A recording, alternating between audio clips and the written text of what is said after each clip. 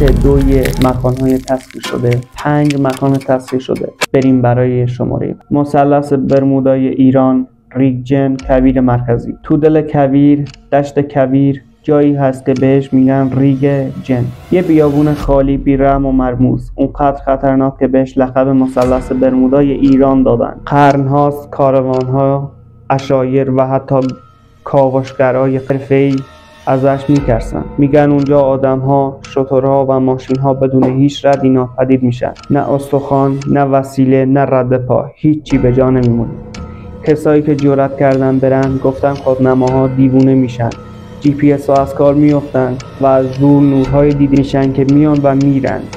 انگار چیزی اونجا منتظره. بعضیا گفتن صدای زمزمه هایی شنیدن که باد با خودش میاره. صدایی که میگه برگرد قبل از اینکه دیر بشه. مردم محلی باور دارن اونجا خونه جنهای خبیثه که مسافرهای گم شده رو با صدا یا نور فریب میدن. میکشونتشون به عمق شنها، جایی که دیگه هیچ کس بر نمیگرده. بعضیا میگن خود زمین نفری شده است و زیر اون موجهای بی پایان رازهای دفنه که بهتره هیچ وقت پیدا نشن. حتی شجاعترین کاوشگرای ایران هم با ترس پا تو ریگ جن میذارن. اون سکوت سنگین، اون خرابی بیدلیل دستگاه‌ها و اون همه ناپدید شدن بی جواب ریگ جن رو تبدیل کرده به یکی از ترسناکترین و مرموزترین مکانهای دنیا. سوال اینه تو جرأت داری بری اینجا؟ قبرستان شهر ری، اردبیل. تو دل ویرانه‌های باستانی شهر ری در اردبیل قبرستون مرموز و کهنه پنهونه، جایی که قدمتش بیش از 3000 سال میرسه.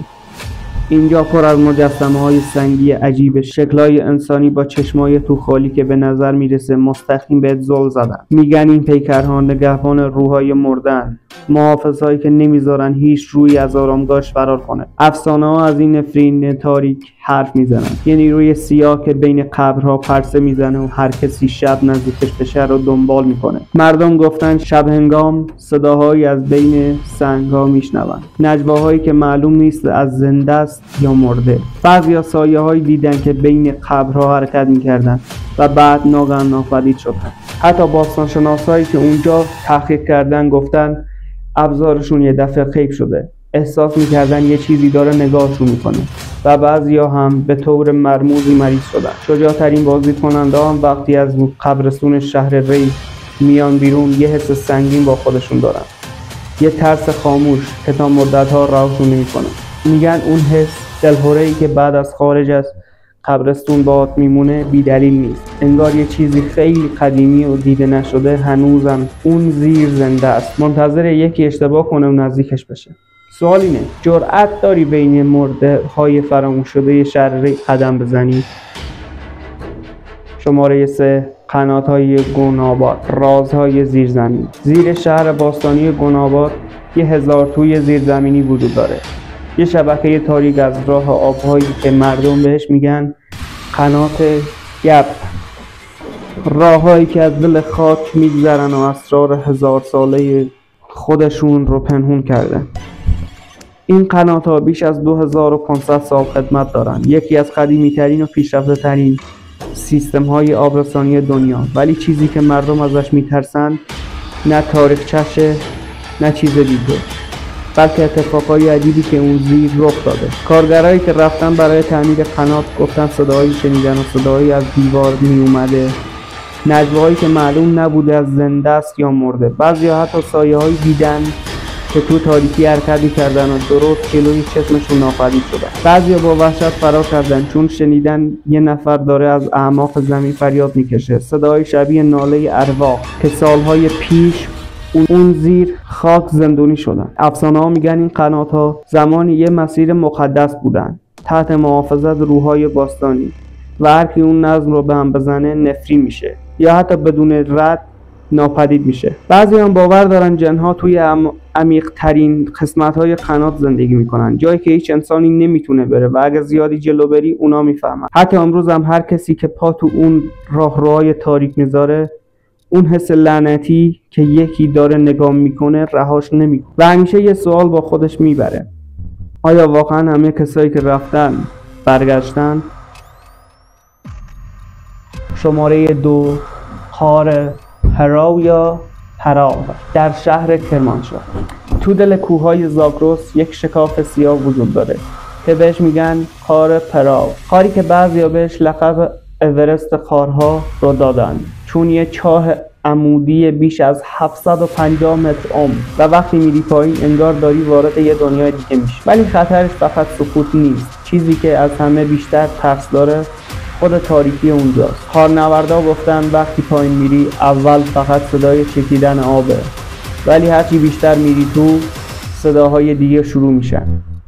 نجواهایی از ته غار، صدای قدم‌هایی که پشت سر دنبالت میان و گاهی ناله‌های سرد و طولانی، انگار یه روح توی اون سیاهی داره گریه میکنه. بعضیا میگن اون صدا متعلق به کاوشگراییه که اونجا جونشون رو از دست دادن و هنوز روحشون تو غار گیر کرده. دیگران میگن پروا یکی از قلمروهای ممنوع است که نیروهای ماورایی ازش محافظت میکنن. مردم محلی هشدار میدن که کسی که نظم غار رو به هم بزنه باعث بیدار شدن ارواح انتقامجو میشه، ارواحی که باعث توهم و سردرگمی و حتی ناپدید شدن آدم ها میشن. خیلی لرزون و شوکه از غار برگشتن چون چیزایی دیدن که نتونستن توضیح بدن و خیلی های دیگه اصلا بر نگشتن. غار پروا برای ماجراجوها یه مقصد وسوسه انگیزه، ولی هر کسی که پا توش گذاشته یه چیزو میگه. اون پایین یه چیز باستانی و بدزاد زندگی میکنه که فقط منتظر قربونی بعدی خودش بیاد.